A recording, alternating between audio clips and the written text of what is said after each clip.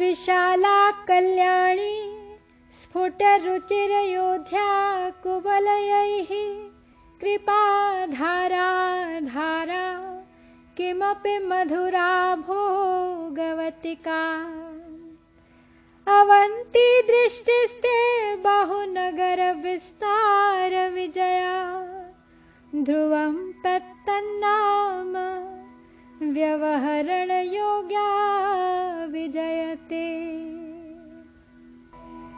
देवी विशाला कल्याणी कुवलयाति रुचिर अयोध्या और करुणा धारा धारा नगरी मधुरा भोगवती शिरमौर। तथावंती दृष्टि तुम्हारी जयनी बहुनगरी विस्तार उन नामों से व्यवहृत जो जय हो उसकी बारंबार। हे मां, तेरी दृष्टि विशाला कल्याणी खिले हुए कमलों की शोभा की उपमा से ऊंची अयोध्या कृपा की धारा सदृश धारा कुछ कुछ मधुरा भोगवतिका सबकी रक्षा करने वाली अवंतिका और अनेक नगरों के विस्तार को जीतने वाली विजया है और निश्चय से इन प्रत्येक नगरियों के नाम से संबोधित नाना अर्थों के संदेह को हरण करने के योग्य है, अर्थात प्रत्येक के नाम की भाव सूचक है। यहाँ भगवत्पाद शंकर ने माता की दृष्टि की शक्ति को अपनी समकालीन प्रमुख नगरियों के नाम से नामांकित किया है, जिनके नाम है विशाला, विशाला यानी बद्रीनाथ, कल्याणी यानी मुंबई और नासिक के बीच में एक रेलवे जंक्शन कल्याण कहते हैं, अयोध्या तो सब जानते हैं राम की जन्मभूमि, धारा आधुनिक धार जगह, मधुरा आधुनिक मथुरा, भोगवतिका यानी अमरावती, अवंती आधुनिक उज्जैन और विजया यानी आधुनिक विजयनगर। उनकी दृष्टि विशाला है उदारता के कारण, सबका कल्याण करती है इसलिए कल्याणी है। कमलों की शोभा तेरे सामने हार मानती है इसलिए अयोध्या है। मधुर होने के कारण मधुरा है, भोगों को देती है इसलिए भोगवतिका है, सबकी रक्षा करती है इसलिए अवंतिका है और तेरे पराक्रम को कोई नहीं पा सकता इसलिए विजया है। तो इस प्रकार 8 प्रकार के भावों से युक्त है भगवती की दृष्टि। पंडित सुब्रमण्यम शास्त्री और श्रीनिवास अयंगर ने अपनी पुस्तक में इनका स्वरूप कुछ इस तरह बताया है। वो कहते हैं कि अंतर विकसित दृष्टि विशाला है, आश्चर्य युक्त दृष्टि कल्याणी है, जिसमें पुतलियां फैल जाएं वह अयोध्या, आलस्य युक्त दृष्टि है धारा, नेत्रों से किंचित चक्कर खाने पर मधुरा और मैत्री के भाव युक्त है भोगवती, और निष्पाप दृष्टि जिसमें भोलापन टपकता है वो है अवंती, और तिरछी निगाह कहलाती है विजया। इन दृष्टियों का प्रभाव क्रमशः उच्चाटन, आकर्षण, द्रवीकरण, सम्मोहन, वशीकरण, ताड़न, विद्रावण और मारण होता है, और ये सारे 8 के 8 भाव अग्नि में पाए जाते हैं। इसीलिए इनका मां के अग्नि समान लाल तीसरे नेत्र से विशेष संबंध है। ओ Parashakti, your wide eyes are full of auspiciousness, appearing like fully blossomed, beautiful and splendorous blue water lilies. They show continuous flow of compassion and inexplicable charm and cause blissfulness. They offer protection to the universe and appear multitude of victorious cities, each of them worthy of being recognized independently. This verse describes her eyes once again. They are wide, auspicious, and appear like fully blossomed blue water lily flowers. They are compared to blue water lilies because these flowers are elongated and sharp at the tip. They are dark blue in color, and the verse subtly conveys that her eyes are blue in color, which enhance her beauty. Her glances are classified under 8 categories. Vishala, that causes bliss, as a result of which excitement is experienced.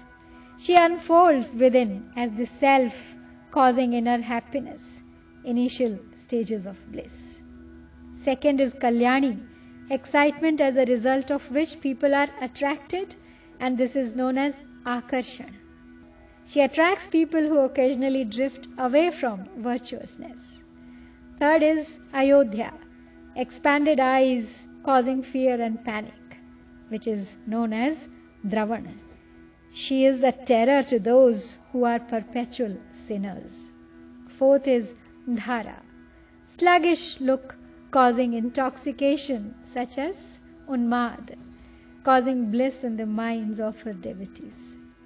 Fifth is Madhura, melodic look causing attraction known as Vasya, attracting her devotees towards her and offers them liberation. Sixth is Bhogavati, a romancing glance.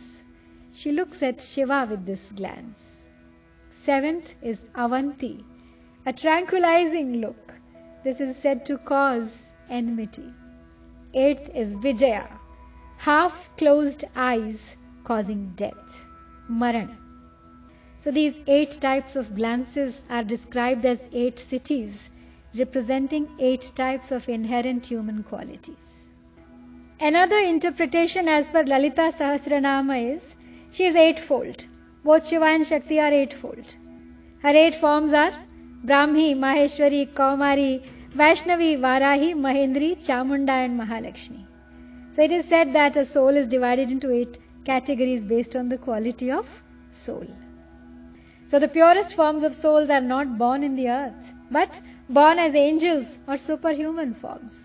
So taking these 2 extremes as examples, the 8 forms of soul are classified as 1. Soul or Jeev, 2. Inner self or Antaratman, 3. Supreme self or Paramatman, untainted Atman or Nirmalatman, 5th. Pure self or Sudhatman, 6th. Knowledgeable self, Jnanatman, 7th. Great self or Mahatman, and 8th. Basic self or Bhutatman. But Shiva believes that all these 8-dimensional forms represent an aspect of the Brahman, be it multidimensional or non-dimensional. Every part of existence is her form only, which is in conformity of her omnipresent nature. अब 9 बार इस श्लोक की पुनः आवृत्ति करते हैं और आज का पाठ संपन्न करते हैं। विशाला कल्याणी स्फुट रुचिर योध्या कुवलयैः कृपा धारा धारा किमपि मधुरा भोगवतिका अवन्ती दृष्टिस्ते बहुनगर विस्तार विजया ध्रुवं तत्तन्नाम व्यवहरण योग्या विजयते। विशाला कल्याणी स्फुट रुचिर योध्या कुवलयैः कृपा धारा धारा किमपि मधुरा भोगवतिका अवन्ती दृष्टिस्ते बहुनगर विस्तार विजया ध्रुवं तत्तन्नाम व्यवहरण योग्या विजयते। विशाला कल्याणी स्फुट रुचिरयोध्या कुवलयैः कृपा धारा धारा किमपि मधुरा भोगवतिका अवन्ती दृष्टिस्ते बहुनगर विस्तार विजया ध्रुवं तत्तन्नाम व्यवहरण योग्या विजयते। विशाला कल्याणी स्फुट रुचिरयोध्या कुवलयैः कृपाधारा धारा किमपि मधुरा भोगवतिका। अवन्ती दृष्टिस्ते बहुनगर विस्तार विजया। ध्रुवं तत्तन्नाम व्यवहरण योग्या विजयते। विशाला कल्याणी स्फुट रुचिरयोध्या कुवलयैः कृपाधारा धारा किमपि मधुरा भोगवतिका। अवन्ती दृष्टिस्ते बहुनगर विस्तार विजया। ध्रुवं तत्तन्नाम व्यवहरण योग्या विजयते।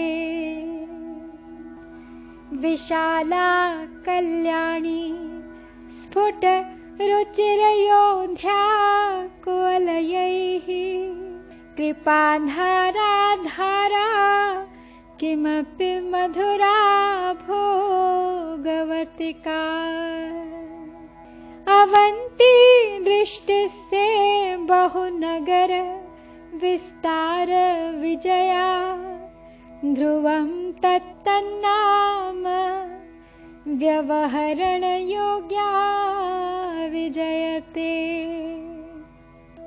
विशाला कल्याणी स्फुट रुचिरयोध्या कुवलयैः कृपा धारा धारा किमपि मधुरा भोगवतिका।